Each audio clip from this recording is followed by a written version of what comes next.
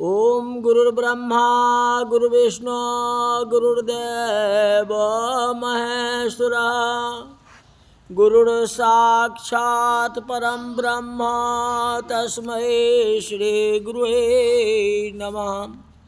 आप लोगों ने कार्तिक का महात्म्य सुना। भगवान करें आपको और आपके परिवार का जीवन सुखमय हो। शिव पुराण का कुछ शेष बच गया था, आज उनकी कथा। वायवीय संहिता विद्या अवतार का कथन का वर्णन। श्री व्यास जी बोले कि शिव, गणेश और स्वामी कार्तिक और सृष्टि उत्पत्ति, पालन तथा संहार करने वाले शंकर जी को मैं प्रणाम करता हूँ, जिनकी शक्ति अद्वितीय और जो सब में गमन करने वाले और व्यापकता ही जिनका स्वभाव है, उन अजन्मा विश्वकर्ता अविनाशी शिव जी महात्मा महादेव की मैं शरण में हूँ। जब धर्म स्थान महागंगा जमुना के संगम स्थल प्रयाग और नैमिषारण्य में ऋषियों ने फिर यज्ञ का अनुष्ठान किया, तो उन अक्लिष्ट कर्मा मुनियों के उस यज्ञ का वृत्तांत सुन करके व्यास जी के पुत्र सूत जी उस स्थान पर आए। तो उन्हें आया हुआ देखकर सब मुनि प्रसन्न हो गए और प्रेम पूर्वक विधि के साथ ऋषियों को सत्कार किए, पूजन इत्यादि किए। फिर उन्हें सर्वश्रेष्ठ आसन पर बिठा के प्रार्थना आदि करने लगे। कहते, हे सर्वज्ञशाली सूत जी महाराज, आपको आगमन शुभ हो।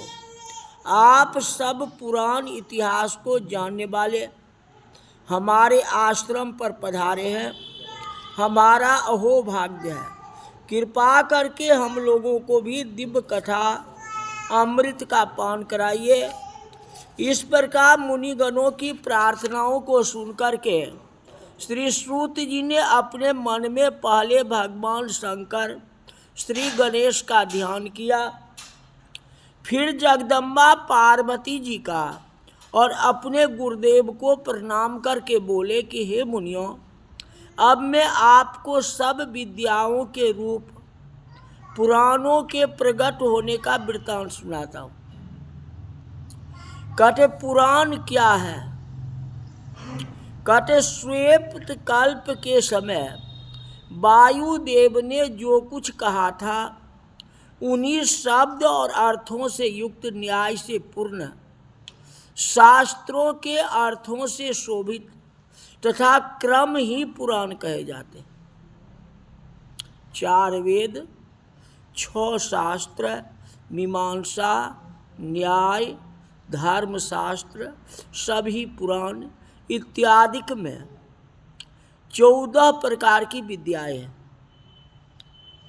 आयुर्वेद, धनुर्वेद, गंधर्व वेद, अथर्ववेद, ये 4 उन 14 में युक्त कर देने से विद्या 18 प्रकार की हो जाती है। इन 18 विद्याओं के उत्पादक भगवान शंकर हैं।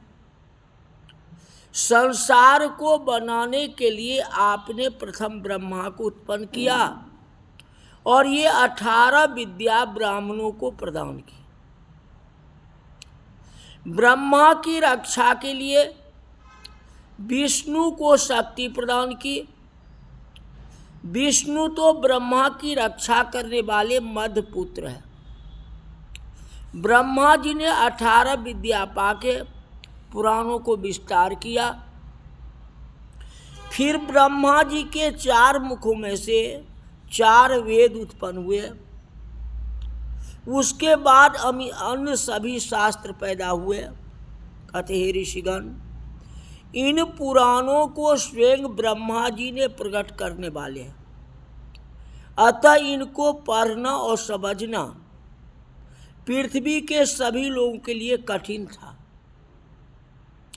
यह देख के परम कृपाल शंकर जी की प्रेरणा पाके स्वयं विष्णु द्वापर के समाप्ति के साथ व्यास रूप में अवतरित हुए। स्वयं विष्णु व्यास रूप में प्रकट हुए और वेदों को विभाग करके शास्त्र को संक्षेप रूप में बनाया। इस प्रकार सभी द्वापर युगों के अंत में विष्णु व्यास रूप में प्रकट होके वेदांत विभाग आदि आदि किया करते हैं। फिर नवीन पुराण की रचना भी किया करते हैं। इस द्वापर की समाप्ति में सत्यवती के पुत्र कृष्ण द्वैपायन नाम से व्यास जी प्रकट हुए। वेदों को आपने 4 भाग में विभक्त किया, इसलिए आपका नाम वेद व्यास प्रसिद्ध हुआ। वेद एक ही था जिसको 4 भाग में व्यास जी ने विभाजित किया, इसलिए इनको वेद व्यास कहा गया। फिर सामान्य रूप से पुराण की रचना की। जब तक इन पुराण को पढ़ा न जाए तब तक वेद उपनिषद वेदों की अंग पढ़ने में कुछ भी ज्ञान नहीं होता है। पुराणों की संख्या 18 है, जैसे ब्रह्म, पद्म, विष्णु, शिव, भागवत, भविष्य, नारद, मार्कंडेय, अग्नि, ब्रह्मवैवर्त, लिंग पुराण, वराह, वामन, कूर्म, मत्स्य, गरुड़ पुराण और ब्रह्मांड स्कंद। इसमें चौथा शिव महापुराण शैवों की सभी कामनाओं को पूर्ण करने वाला है। इस शिव पुराणोक्त धर्म तथा विधि के द्वारा शिव आराधना करने से ही 3 वर्णों के मनुष्य अब देवताओं को शिव कथा से शीघ्र शिव लोक की प्राप्ति होती है, जिसे मुक्ति कहा जाता है। मुक्ति की अभिलाषा से शिव आराधना जो है फलदायक है। सूत जी महाराज कहते हैं, ऋषियों, सर्वप्रथम अनेक कल्पों के बीत जाने पर जब वराह कल्प प्रारंभ हुआ तो सभी ऋषियों में विवाद छिड़ गया। विवाद पार ब्रह्म के विषय का था कि पार ब्रह्म कौन है। कोई किसी को कहता था, कोई किसी को, निर्णय नहीं हो पा रहा था। तो सभी मिलके ब्रह्मा जी के पास पहुंचे और प्रणाम करके स्तुति की। ऋषियों पर प्रसन्न होकर के ब्रह्मा जी बोले कि हे ऋषियों, आप लोग किस कामना से मेरे पास आए हैं। तो ऋषियों ने कहा कि हे स्वामी, हम एक संदेह रूप अज्ञान के अंधकार में पड़ गए और बहुत व्याकुल हैं। कृपा करके हमारा संशय को निवारण करें। कहते हमें मालूम नहीं कि अविनाशी नित्य शुद्ध चित्त स्वरूप परिपूर्ण परब्रह्म परमात्मा कौन है। अपनी लीला से संसार को रच करके इसका पालन संहार करने वाला कौन है। इस प्रकार मुनियों का कथन सुन के ब्रह्मा जी ने अपने आसन से उठ करके भगवान शंकर जी को ध्यान किया। फिर आकर के ऋषियों से बोले, कहते जिसमें मन वाणी की गति नहीं और जिसे पाकर के विद्वान भयभीत नहीं होता, तथा जो ब्रह्म विष्णु रुद्र और इंद्रादि के कर्ता आदि कारणों के ज्ञाता वो नारायण है। जो मुमुक्ष जनों के ध्यान योग मन मंदिर में स्थित है, जिन्होंने मुझे ज्ञान दिया और मैंने प्रजापति पद को पाया, वही एक ही ईश्वर चारों ओर विस्तृत है। उसी महात्मा पुरुष से ये सारा ब्रह्मांड पूर्ण है, जो एक ही निष्क्रिय और सक्रिय भी है। वही भगवान रुद्र है, अन्य कोई नहीं। जिसके समान तेज बिजली सूरज चंद्रमा किसी में नहीं है, जिससे सारा जगत प्रकाशित है, उन परम तत्व की प्राप्ति होती है। जिसका आदि अंत नहीं है, जो सब में विराजमान, काल प्रेरक, सर्वोच्च और सारे जगत के स्वामी है, जो अनंतानंत जगत का पिंडीकरण करने से पंडित और जो उदारता, वीर्य, गंभीरता और मधुरता के समुद्र है, वही इस जगत के चितेरा है। जो सर्वप्रथम जगत सृजन करते हैं, अंत काल में फिर इन्हीं में प्रलय हो जाता है, बड़ी भक्ति से दिखाई पड़ते हैं, अन्यथा नहीं दिखाई पड़ते हैं। इन्हीं रुद्र के लिए सारा व्रत, दान और तप किया जाता है। कहते सुरासुरों सहित श्री विष्णु जी भी जिसके दर्शनों की चाह करते हैं, जिसे पतित मूढ़ दुर्जन और कुत्सित जन नहीं देख सकते, परंतु जिसे भीतर बाहर से पूजन करके उनसे हम संभाषण करते हैं, जो स्थूल सूक्ष्म उसमें भी परम है, और जिसे योगी जन सूक्ष्म रूप से देखते हैं, शिव में भक्ति करना ही योग्य है। निसंदेह वे सब बंधनों से छुड़ाने वाले हैं। भक्ति से ही ईश्वर प्रसन्न होता है। इनकी अनेक साधनाएं हैं, उन साधना में इनकी सिद्धि हो जाती है। उसके आभास से यदि पूर्व जन्म का पुण्य पाप समान होता है, तो उसे अवश्य यही प्रसाद की प्राप्ति होती है। और धर्म अधिक होता है, जो प्राणी का पाप क्षय हो जाता है, जिससे प्राणी का पाप क्षय हो जाता है। इस प्रकार जब क्रमशः बहुत से जन्मों के पाप क्षीण हो जाते हैं, तो सांब सर्वेश्वर की भक्ति प्राप्ति होती है। उनके गुणों के भाव से प्रसाद की प्राप्ति होती है। फिर प्रसाद प्राप्त करके शिव धर्म में तत्पर होते हैं। वह गुरु सहित और गुरु के बिना दो प्रकार का है।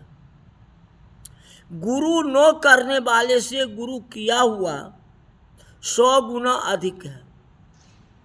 वह शिव ज्ञान युक्त है, उसे संसार में दोष दिखाई पड़ता है, वह विषयों से विरक्त हो शिव प्रेम का साधक बन जाता है।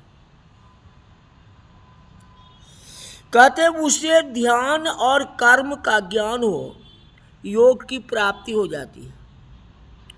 योग से परे भक्ति है, तदंतर प्रसन्नता, प्रसन्नता से मुक्त शिव स्वरूप ही है। पुरुष की जैसी योग्यता होती है, वैसा प्रसाद प्राप्त होता है। कहते ज्ञान और भाव के अनुरूप है, शिव जी के प्रसाद से अत्यंत आनंद होता है। अतएव सर्वतो भावेन शिव निष्ठा से ही मंगल और कल्याण की प्राप्ति होती है। कहते हैं मुनियों, इसके लिए आप सब दिव्य 1000 वर्ष का एक दीर्घ यज्ञ का अनुष्ठान करके परम पवित्र पुण्यदायक वाराणसीपुरी में जाइए। वहाँ देवी सहित पिनाकधारी विशेष भक्तों पर अनुग्रह के लिए विहार करते हैं। वहाँ जाके आश्चर्य देख फिर मेरे पास आइए, फिर मैं आपसे मोक्ष का उपाय कहूँगा, जिससे एक ही जन्म में मुक्ति तुम्हारे हाथ में स्थित हो जाएगी। अब मैं अपना मनोमय चक्र छोड़ता हूँ, यहाँ इसकी नेम टूटे, वहीं देश तप करने युक्त बन जानिएगा। ऐसा करके महादेव को प्रणाम करके ब्रह्मा जी ने अपना चक्र छोड़ा। तब वहाँ जो विप्र उपस्थित थे वे ब्रह्मा जी को प्रणाम करके उस चक्र के पीछे चले। नैमिषारण्य में आकर के टूटा। वहाँ अनेक यक्ष गंधर्व विद्याधरों का वास था। पुरुरवा 18 द्वीप का राजा था और वह विलासी हो उर्वशी के पास गया। उसने अज्ञान वश धर्म का अतिक्रमण किया, मुनियों की यज्ञशाला छीनी। इस पर एक मुनि ने क्रोध करके वज्र के समान कुश निर्घात कर दिया। फिर सृष्टि रचने की इच्छा से ब्रह्मा जी ने आकर वहाँ यज्ञ किया, जिससे वो स्थान सरबराह के लिए मुनियों के तपयोग हो गए और बहुत सुंदर हो गया। तो ब्रह्मा जी जो तीर छोड़े, उसके पीछे जितना ऋषि थे सारे पीछे पीछे दौड़े। वह तीर जो था नैमिषारण्य में आकर के रुक गया। इसलिए नैमिषारण्य में जितनी कथाएं हुए हैं ना, उसे नैमिषारण्य तीर्थ में हुए हैं। नैमिषारण्य का महत्व सबसे ज़्यादा है। तो आज मैं नैमिषारण्य के बारे में बतलाए। शिव सर्वोपरि है, शिव ही परमात्मा है, शिव ही अविनाशी है, उनके बारे में बताया। आगे कथा कल बताएंगे। आज की कथा यही तक रही। बोल शंकर भगवान की जय।